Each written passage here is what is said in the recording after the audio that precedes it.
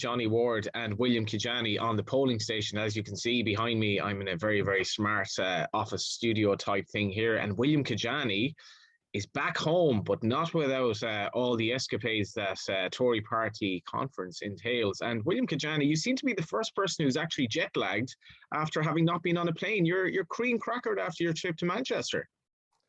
Yeah, I am, and I didn't even do any karaoke, which just tells you just about the physical toll. Not that we know of, anyway. That face. Yeah, true. Yeah, really good couple of weeks up there.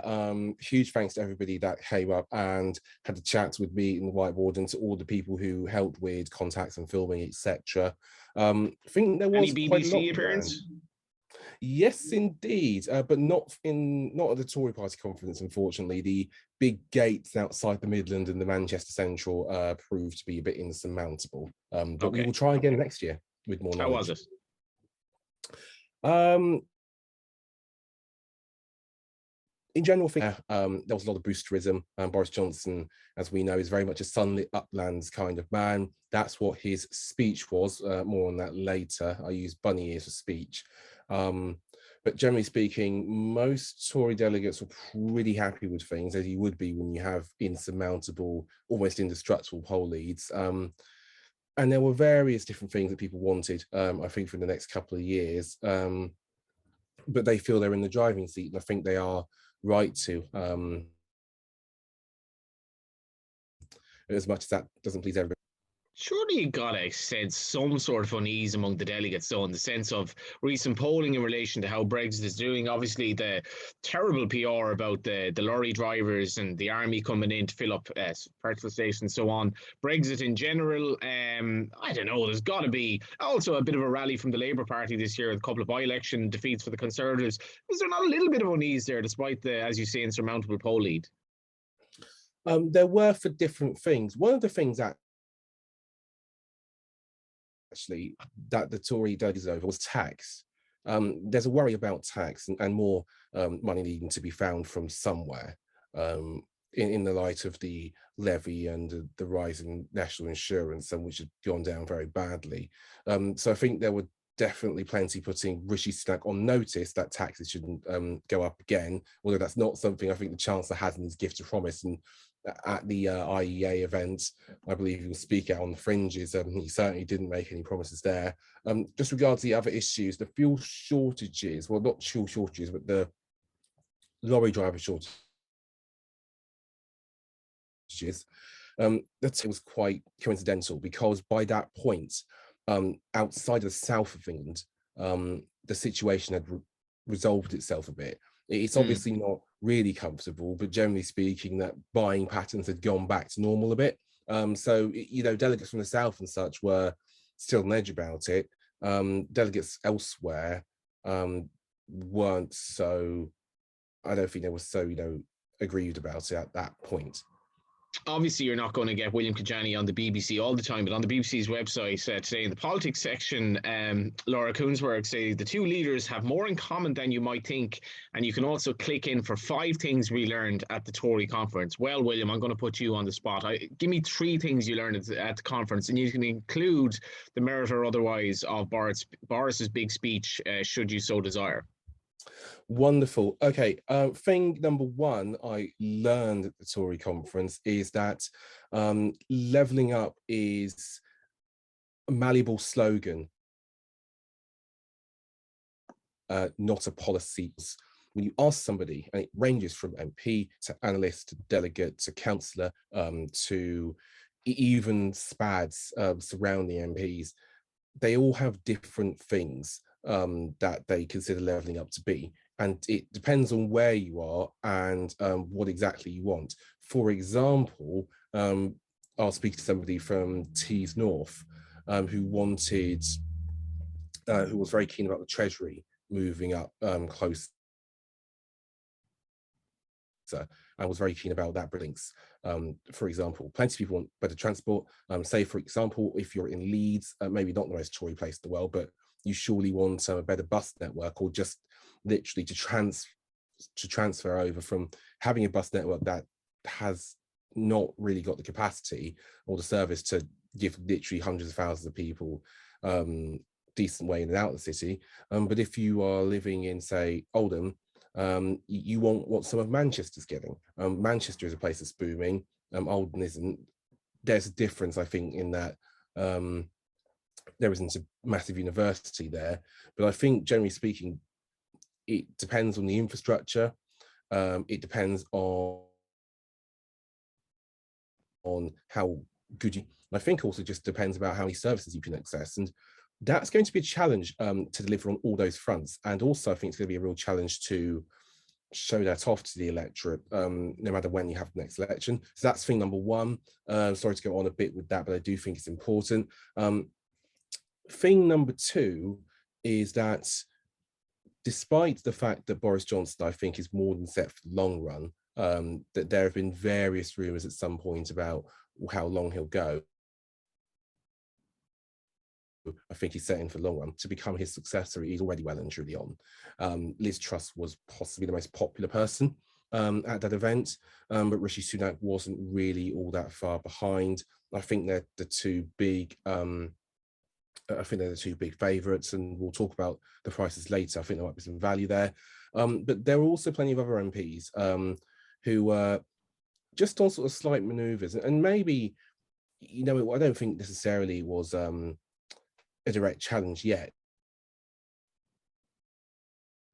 but I think really clear that whenever Boris Johnson chooses to go, and I think he will go at a time of his own choosing, there'll be somebody very much ready to run and go for an election campaign. Third and final takeaway of the week, the thing that I would say I learned was generally that the Tory party is at total ease with itself. Now, there are various bits of sometimes infighting or whatever, but generally speaking, outside of some people who don't like the culture wars, which was interesting, there were some people who did not like these two culture wars, and some people who are a bit nervous about taxes. It's all a relatively happy family. This is absolutely bonkers. Brexit could be the greatest car crash of all time. It is the elephant in the room. Even a lot of Brexiteers are very worried about how it's going. The Tory party is run by one of the most questionable prime ministers probably that Britain has ever had, yet the Tory party is happy with itself. Yeah, and conferences are bubble, but party conferences are bubbles for each of them we have here, and elsewhere you go there. With Brexit, and especially with not fuel supply, sorry, but supply chains or whatever, there are two main strands of thinking. The first, which is, I think, a line people are taking from the Prime Minister, is that this is a shift that we have to make to transition to a high wage, high skill economy. I disagree completely with that. I just think that this country and the government, to a large extent, don't value those jobs correctly. And the issue has always been with wages and conditions, rather than where we put the resources in, or where we get our labour from. And the other is basically that because a lot of places are coming out of lockdown, and because we have too, the different services. Again, I don't really agree with that. I think the issue is a pure and simple labour shortage. Why hasn't that broken through? I think some are aware of it, but people are much more worried about inflation, if anything, than the pure and simple consequence of Brexit. And I think also, and this is one thing that has saved the Tories in the past, people blame different factors. They blame different factors for nobody. I think it's fair to say people on a whole do not think Brexit is going well, but when you ask them why, you get many different answers.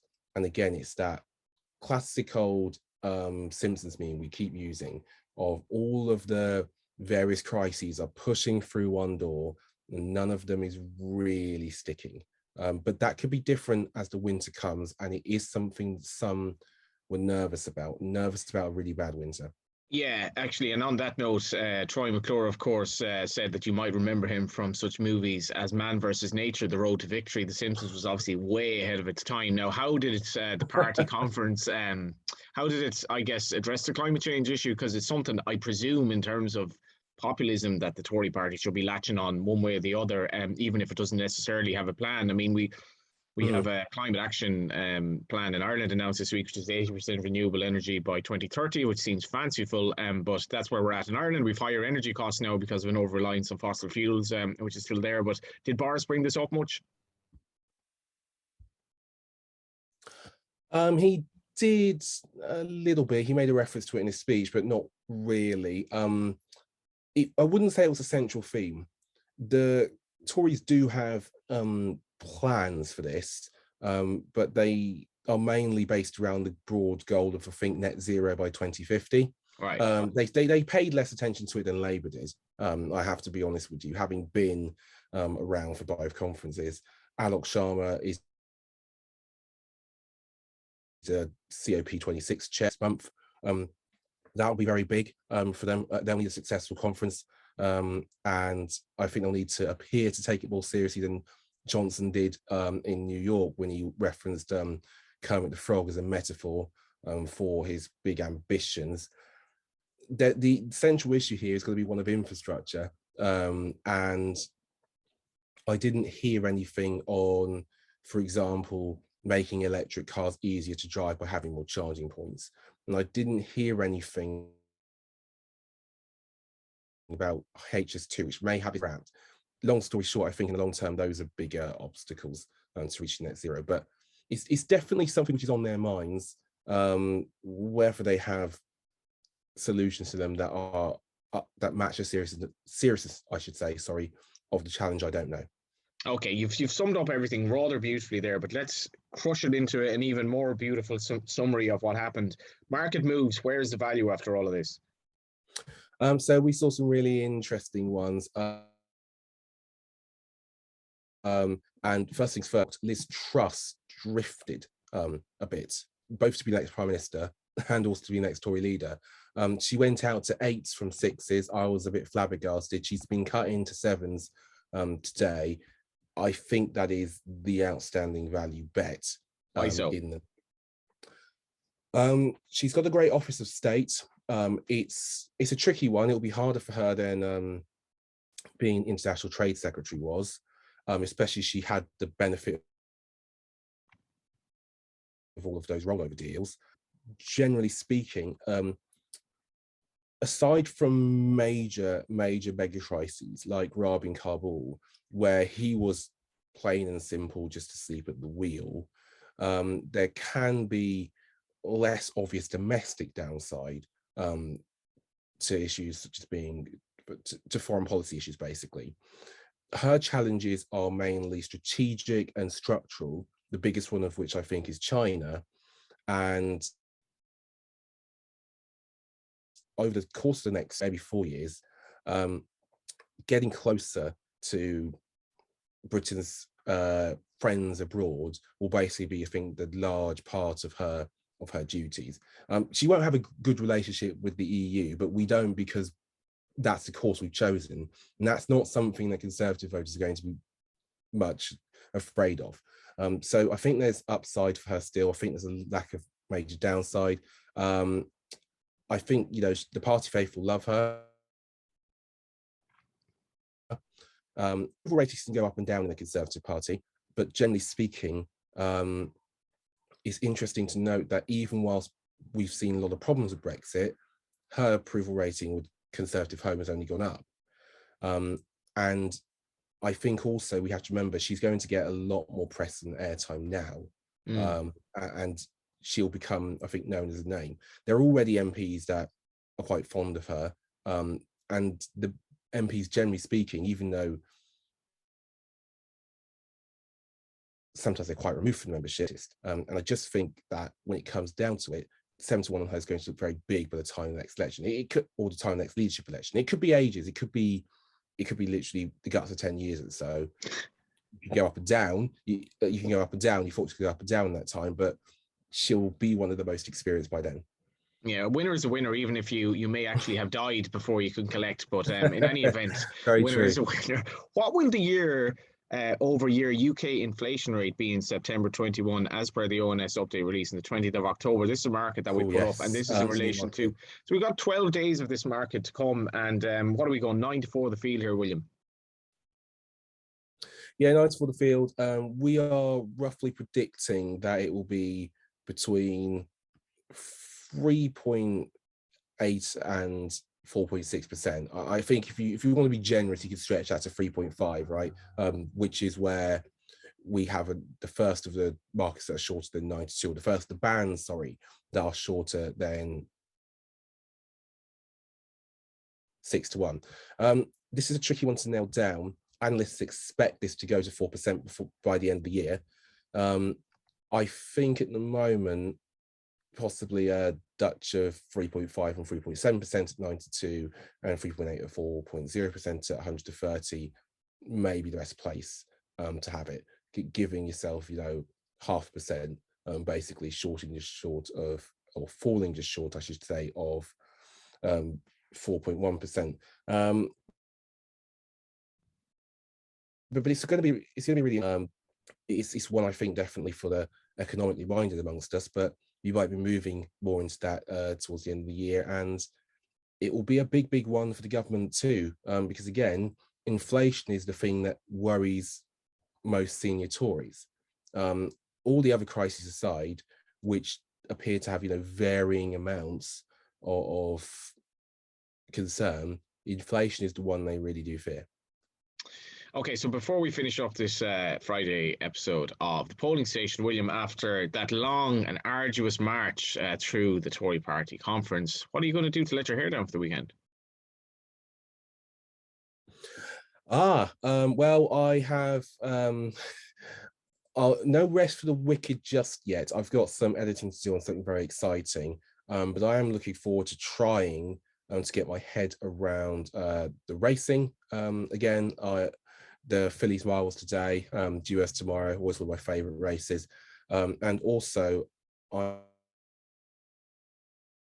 will be watching monument of the cycling season, Il Lombardia, which has an absolutely stacked field. So very much looking forward to that. Then hopefully next week, we'll be reviewing or releasing lots of very exciting stuff. And I shall also be keeping an eye on politics here, there and everywhere.